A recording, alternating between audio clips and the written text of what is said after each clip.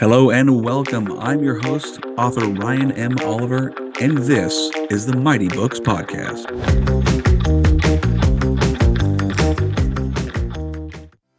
This week's featured author is Devin Tracy. Devin is a high school math teacher turned marketer. With a bachelor's degree in mathematics and nearly 9,000 hours of teaching experience in virtually every teaching environment, Devin is easily one of the best teachers in the business consulting space. Which is good, because if someone knows what to do but can't teach you how to do it, that's a serious problem. Devin has also been running his own business since he was 18, for about 8 years now, and has successfully launched about a half dozen profitable brands. So not only can he teach it, but he's also actually done what he teaches. Hello, everyone. Welcome back to another episode of the Mighty Books Podcast. Today with me, I have Devin Tracy. Devin, how you doing? I'm doing pretty good, man. How you doing? I'm doing fantastic. So today we're here to talk about your book. What's the title of your book? From the Classroom to the Cross. The Classroom to the Cross. And what is From the Classroom to the Cross about? It's split into two parts. Part one is what's known as Christian apologetics. The word apologetic is from the Greek word apologos, which translates to English as defense. So Christian apologetics is the field of study of the evidence in defense of Christianity. You could get a PhD in Christian apologetics. It's a field of study. And so this is very entry level. It's targeting high schoolers primarily. And then the second part of the book is fundamentally Christian theology. So you could think of it as part one is why should I believe in Christianity? And then part two is, okay, so what should I believe? And that's kind of how it's set up. So does it go through like the different like sects of Christianity too? Because I know there's a lot of different versions that, hey, this part's great, but then, other parts go, well, we believe more in this area. Did that really break that down for people who are kind of new to Christianity? Great question. Intentionally, no. Okay. So in part two, I actually explained right up front, while you might expect this section to start preaching my specific version of Christianity, whatever denomination I adhere to, the reality is there's over 36,000 denominations of Christianity. What I'm defending and what most apologists defend is something that's known as, C.S. Lewis called it mere Christianity. It's the bare bone fundamentals necessary to have eternal life according to the scriptures. Okay. Which means there's a million other topics within the scriptures that we can have an open debate on and we can discuss and we can dig into. And my view on that is very much there's primary beliefs. Those are the beliefs that lead to salvation, eternal life. And then there's secondary beliefs. And those are the things where you could be right on this, you could be wrong on this, and we'll figure out together in heaven. And that's kind of the split up. So I intentionally don't go into denominations unless there's Christian denominations that actually disagree with the fundamental tenets of what Christ said is necessary for salvation. Okay. Which there are, by the way, but I don't call them out explicitly. Right. So it's a nice summary for someone who's coming in. Like you said, it's aimed at high school kids, maybe, trying to figure themselves out, go, what do I really believe? Where do I want to aim my life at? And how do I want to spend it learning about Christianity? Right. So I'm actually against the idea of following a belief system because your parents held it. Sure. I'm against the idea of following a belief system because your culture believes it. I think that if we're to be responsible, we're going to do our own due diligence and come to our own conclusions. And specifically, the origin of the book came from working at a private Christian school. And so actually what I ended up doing was I was speaking at chapel. Yeah. And knowing that, I decided, you know what, let's just go ahead and rather than talking on what I think the students need to hear, let's ask them what they want to hear. And so I sent out a survey and I had all of my classes take the survey. I also had all of the Bible classes take the survey. And the idea initially was actually just that whatever the most requested topic is what my chapel message will be on.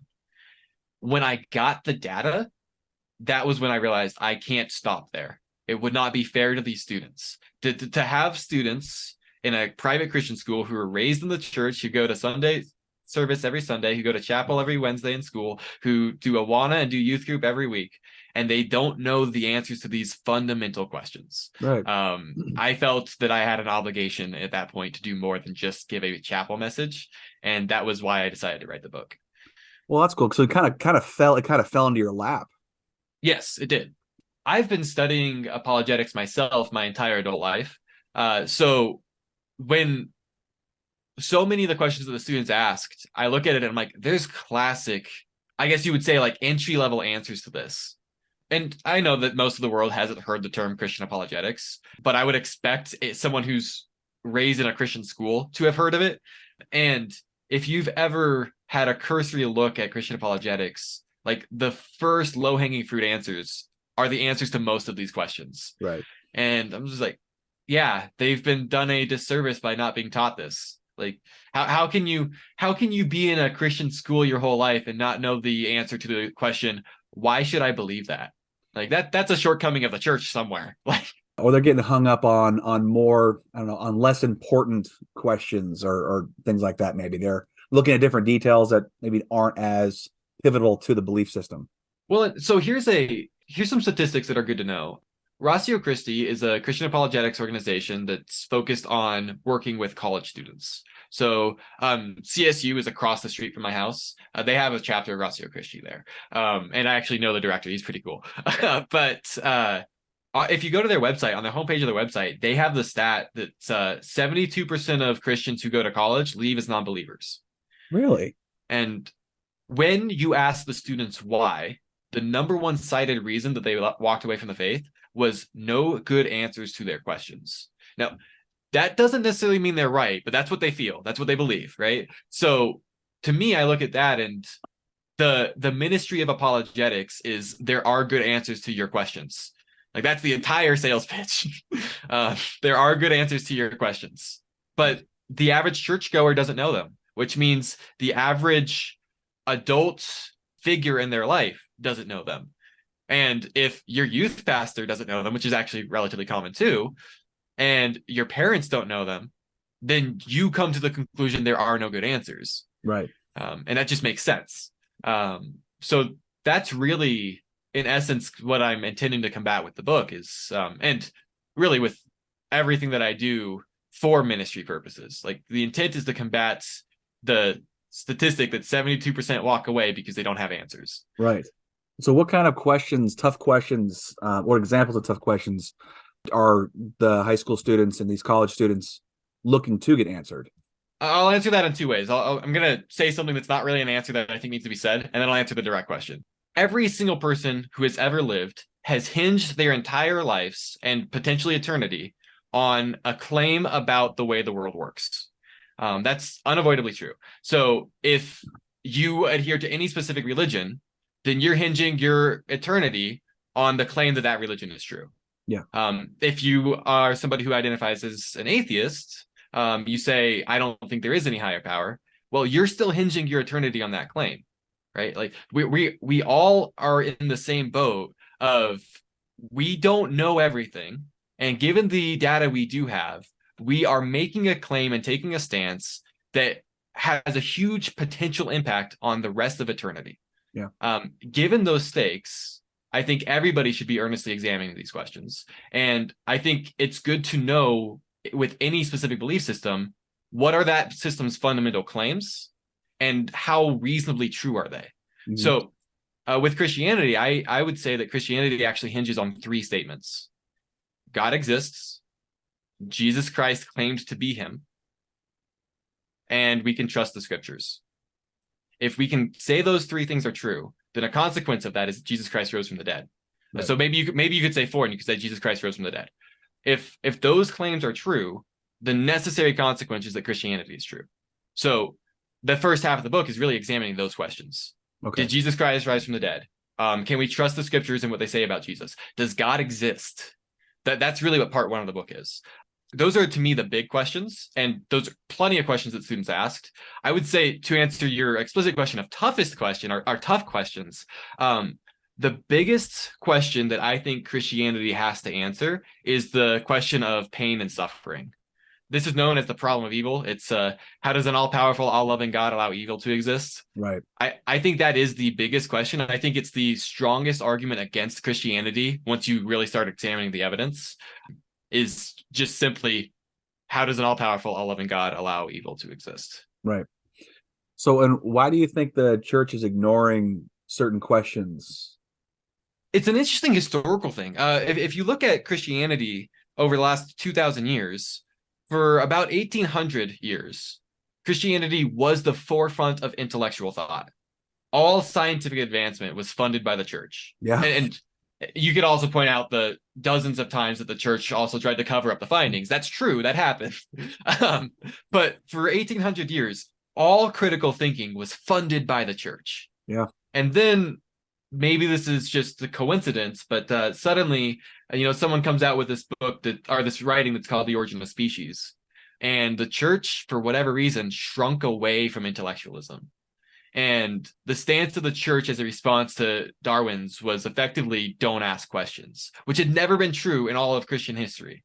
So now we're in a culture where for a couple hundred years, the stance has been don't ask questions. And if you're asking questions, you don't have faith. Well, that's not what faith means biblically. No. Modern day people will say that faith is believing in something without evidence. Biblically, faith is actually a synonym for trust. You trust people who are trustworthy. Right. You don't trust people who are not trustworthy. And you don't trust people who you don't know to be trustworthy. So faith biblically is actually built on evidence. Yes. Even the term Israel. God wrestles with Jacob and then renames him Israel. And then his chosen people are the children of Israel, the nation of Israel. The word Israel means those who wrestle with the Lord. God chooses those who fight with him, those who ask questions, those who wrestle, who try to figure it out. And so I think honestly what happened was there was a intellectual movement, modern science, that the church didn't have an immediate response to. And rather than doing their due diligence as a capital C church as a whole, the response was to ignore it. And a couple hundred years of that influence makes for a pretty, modern day people don't think Christians are intellectual. People don't think Christians study or know science. And for good reason. I remember I wasn't raised in the church, but I grew up with a friend whose parents are pastors. And I remember his mom making statements about basically like, yeah, macroevolution is wrong, microevolution is wrong, you don't need to question it, you don't need to ask about it, it's wrong, the Bible says so. And well, the Bible says so is a very bad argument. Yes. I say that as a very devout Christian. The Bible says so is a bad argument. Yeah. If all of the data that we have says one thing and this really old book says something completely different, the book's probably wrong. And only fanatics don't recognize that. Yeah. And so, well, it's really important to me that what does the data say? What does the book say? Do they align? And so far in my research, I've found no examples where the scriptures don't align with reality. Well, it sounds like the book is going to be kind of stripping Christianity back down to its fundamentals and actually encouraging questions. I mean, when you think about like parenting, just looking at parenting, that's a fundamental thing. You're raising, children to believe in, either their own spirituality or to, how to examine the world. The common go-to usually when you're tired is, well, why can't I do that? Because just do as I tell you to do. You get tired, you get lazy, you get complacent. But I have found out just from my own, raising of children, my oldest is almost 10. When I say just do as you're told, I usually get more pushback. If they ask a question and I answer honestly, all of a sudden there's more acceptance because I've answered that burning why question. We are naturally curious creatures. I mean, we just really are. We want to know why things work and how. That's why we advance so far technologically, culturally. So it makes sense that the fundamentals of religion, which is a huge part of a lot of people's life in our culture, honestly, the foundation of American civilization is the Christian livelihood. Them to take a step back and answer those burning questions, I honestly think bring more people into the fold. And I had this experience when I was working in the Christian school. I was a math teacher, but I had a rule in my own heart that I never said publicly to my students, but they probably knew it. If a student asks a question that is religious or philosophical in nature, it is allowed to derail my entire lesson plan. Like that was just my fundamental rule. Yeah. And so I had it happened a couple times where we end up spending 45 minutes talking about these questions. And so as a result, I also had plenty of students who were like, man, I wish you were our Bible teacher, you know? Like, and I'm like, well, I don't know if you do because Bible has a curriculum that's different than this. Yeah. But maybe if I could teach an elective, maybe. But it was also the case to your point of just answering the question seems to be helpful. Before I worked at the Christian school, I worked at a tribal school.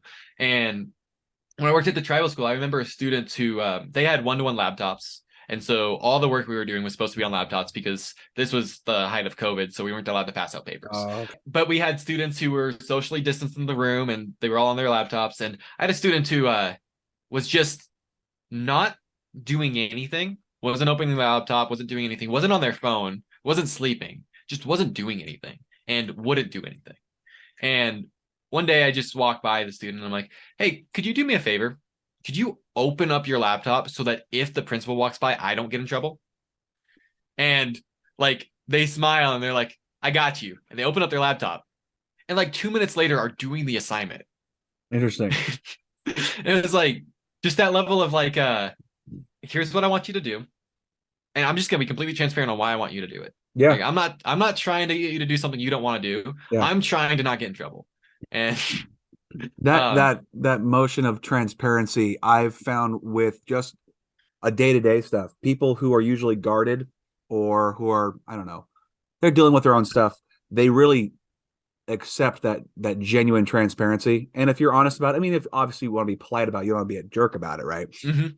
Don't you could have yelled at him and said, open that up so I don't get in trouble. But you were genuinely, kind about it.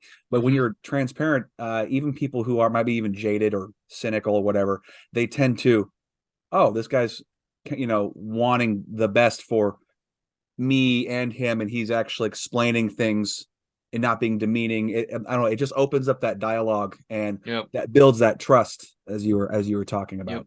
Yeah. One of the things I learned, at least with high schoolers, I worked mostly with high schoolers. Right. One of the things I learned with high schoolers is they will actually match whatever level you give them.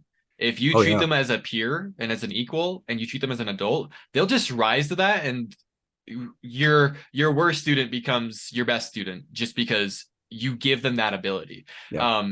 If you treat them as children, they will act like children. It will literally be the response that's based on how you decide to treat them. Yes. At least that's been my experience. That's my experience with adults too. Fair I teach enough. adults. I teach adults. I try my best to do the same thing you do. We're all here. We're all adults. Here's lay the ground rules out. Here's what we're expecting today. Here's our goal. We're going to get done. You guys got to take care of something. Go take care of it. And then I was like, oh, he's actually realistic and not, over the top with, whatever. It just people really appreciate being treated well. Go Yeah. figure. Go figure. So I want to deviate a little bit from your book because you not only just written a book about Christianity, but you also are a business owner. That's right. Yep. But can you go into what your business involves? Yeah. So I don't even know that I could tell you which one's the side project, frankly.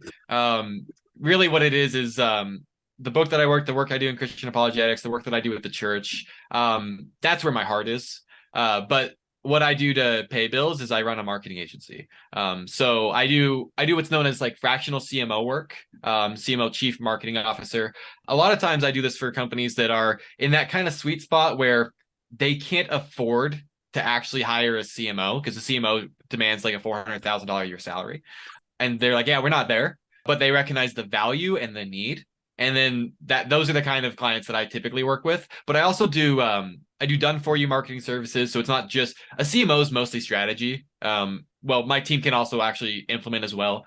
And I do a lot of coaching consulting for the businesses that aren't there yet. Like if you're just starting out in business and you're trying to grow, I do a lot of coaching consulting type work to help them get off the ground. So in that sense, you can say that I have this like natural ascension ladder. If someone's just trying to start a business, through coaching, I'll help them start the business and scale and start building traction. And then once they're at a certain point where they're like, okay, now I need someone to run this stuff for me. Well, we'll do the done for you services. We'll do that. And then they grow and they get to a point where they're like, we need a CMO. I'm like, hey, I got you still. That's the client journey in a sense. Nice. So you basically have a stair step Yeah, process the entire way. You're, hey, I'll help you guide that way. They're learning as you're kind of guiding them up the stairs, and then they get to the point where they are fully knowledgeable and they're successful. Now they got to run it. You're like, hey, I've got the same thing we've been offering, exactly. and I can So be a partner with you. So As exactly, and as a result, I have clients that have like 7-figure annual revenue companies. I have oh, client. Well, I just got fired from a client who had a $250,000 company. okay, I got fired. Actually, my services got put on pause. oh, They're okay, hoping to start up again in July. But and then I had a client 2 months ago who came into one of my programs that's meant for people who are just starting out. Yeah, it's a 30-day intensive. It's literally meant okay. to launch a business in 30 days. And they went from not having a business, so from literal to over 7 grand in revenue in 32 days. And so that's Wow, kind of the like that's the breadth of my experience so far. that's incredible. So how long have you been doing? How long have you been an entrepreneur for? My entire adult life. Like I actually had to wait until I turned 18 to get my first business license. I mean, what that looked like for the majority of the time, I'm 26, so we're talking 8 years. For most of that journey, I was chaotically trying random things and failing and starting over and doing something new. And Sure. 99% of businesses fail, and so it's recognizing that going into it. And one of the things that I learned in that process was that I'm actually surprisingly good at getting proof of concept and not very good at maintaining. So Okay. I get a new business idea. I can get 3 clients pretty quickly. I can get a couple grand in revenue pretty quickly, and then I get bored and I move on. Interesting. Or I see the first actual hurdle that the business has, the first tough part. I don't want to do it, and I move on. Which is really where my 30-day intensive was born out of, was this recognition that what I'm actually really good at and consistently good at is also something that's really hard for most people. Yes. And that is getting that proof of concept, that initial launch. And so the brand around that, I actually call it Settle Your Side Hustle. So Settle Your Side Hustle, I have a Facebook group, I have a podcast. That world is entirely dedicated to those, like, either I don't have a business yet, but I want one. I don't know what I want to do, but I want to do something. Yeah. Or I know exactly what I want to do, but I don't know how to do it. Or I have a business, but I have no idea where my next customer is coming from. Right. Like businesses in that kind of world, like I have an entire brand built for them. That's great. That's my Settle Your Side Hustle brand. Yeah. Well, I mean, honestly, that actually, I've talked to several business owners, and actually one I've worked for in Washington, so Kitsap County. You Mm-hmm. probably heard of Mattress Ranch before. Oh yeah. Yep. Okay, so Ted Sattler, the if you've ever seen those The really dancing awful guy. commercial, yeah, the dance guy with this small SpongeBob Yep. tie. He's like 7'1". He's extremely tall. I worked for the guy for about a year, and he actually explained to me. He came in and he talked to the crew for a day, and just we're hanging out. Really nice guy. He was telling me the same thing you're telling me right now. He got bored very quickly with new stores. He loved the launch, the excitement, the getting the property, getting it designed, getting the inventory, hiring new people, and he loved that. But after you get in and you get settled, 2 months later, the buzz has died, and now he turns it over to that manager. He goes, "Cool, let me know when you need me." And then he goes look for his new hunt to grow the business. So, but you need that person to start. It's like, Yes. think about a car. It takes the most energy that you're using is right to start the car up. After that, you get that same amount of energy. You get someone who's great at maintaining. You got someone who's good at starting. You're going to have a successful business. This is So, actually fundamentally these are personality traits. The big five personality traits, they spell an acronym called OCEAN, so they're easy to remember. oh, cool. Openness, conscientiousness, extroversion, agreeableness, and narcissism are the big five. Basically, what we know about human psychology is every personality test is testing for one or more of the big five, and it's either doing a good job or a bad job. But fundamentally, those are what we know about human personality traits. And the number one predictor of entrepreneurial tendencies is trait openness. Openness really means creativity. At the very least, we don't know if openness is different than creativity. That's kind of where we're at this point in human history. But so people who are very creative, very likely to become artists, musicians, entrepreneurs. These are the people who typically they're also very, very likely to be politically left leaning. because typically what they do is they look at the world and they see structures that exist and have problems. And rather than trying to think of how to fix the structure, they think of how can I make a new one. Okay. And that so Steve Jobs, for example, was what probably he might have been the highest ranked person in trade openness alive while he was alive. Like he was higher in trade openness than almost anybody, which means he was very, very creative, very energetic, very bad at running a company. And he was very bad at running a company. He got fired from Apple, and then they brought him back because they realized they still needed his creative juice. Like, so everybody who has entrepreneurial tendencies like that needs somebody who's like a Steve Wozniak, who is not high in trade openness, who is very low in trade openness, because those are the people who are good at managing and running systems. Right. And so that's what you're talking about. That's that partnership that actually makes for sustainable businesses at scale. At the very least, it's a very good duo, because the trade open person is going to innovate. They're going to come up with something new that's never been done that can completely change the world. And then somebody who's low in trade openness is going to run the systems that make that idea real. Yes. That's about how it works. That is a very good way of putting it. And it just makes sense. I mean, a lot of businesses have duos or trios or partners. It's hard to do the same thing. We were talking this before hit record today. You need to have a good team on your hands, because you can't come up with all the great ideas. You can't come up with all the, there's not enough time in the day. You have to be able to kind of outsource that. There's just so much to do in a business. Even running a podcast like you and I both do, that takes a lot of work, a lot of time. And when you have more people, now you can, branch out to bigger ideas and grow and evolve to the times. Because if a business does not change, you are in deep trouble. I think was it Sears? So back before the internet really took off, they had their Sears catalog, and they were huge, right? They made so much money. Everyone was buying out of Sears catalog. Well, if you look at Sears nowadays, most are either they're out of business or they're closing stores left and right. It's because they did not change with the times. They did not go to an online catalog. They believed that wasn't going to be a thing. Other companies, other people, other visionaries who go, let's try this tool out and see what we can do. Now they're exploding. Now you have, businesses like Amazon, for instance, who are they're never going to go away. So you need to have those innovative people doing that part of the job. Absolutely. Yeah. If people want to get a hold of you for your business consulting, if they want to dive in on your class, a 30-day intensive, how can they get in contact with you and learn all the great stuff you had from your experience? They could go to thedevintracy.com, and that should link them to everything that I'm currently doing. I say should because that requires me to update it.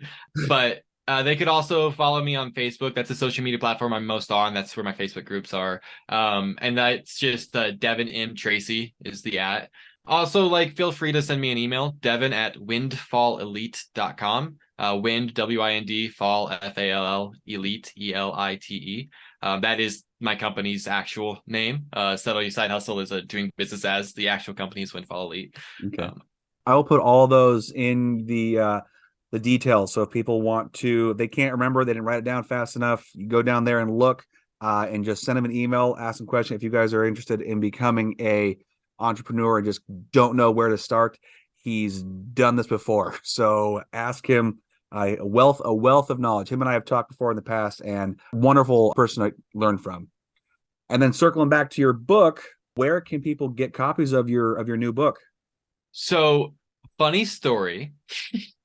I had a very strict deadline. I told you I wrote this book for my students, right? Yes. And so I have a student who I dedicated a large portion of a chapter to answering one of their questions, who is graduating high school in 7 days at time of recording. Nice. So my only goal for timeline for this book was that I could have something that I could give to them before they graduated. So as of right now, the book is missing a forward. It needs one more line of edits, and it doesn't have citations. Okay. That being said, when this airs, that might not be true anymore. Yes. But that being said, because I needed to get it to a student, it's currently actually published in that state with a note in the beginning that explains what I just explained. If you want to get a version of it that will probably become a collector's item one day, you could just search From the Classroom to the Cross on Amazon. And that will be when you got the forward and everything all done. Same deal. It'll on be the Amazon? same place, same way. I'll probably have a place on my site to buy it as well at that point. But yeah, still Okay. through Amazon. Yep. Excellent. Excellent. Well, Devin, thank you so much for answering all the wonderful questions. You've been a great guest, and thank you for taking time out of your very busy entrepreneurial schedule to talk with me today. Yeah, thanks for having me. It's been fun.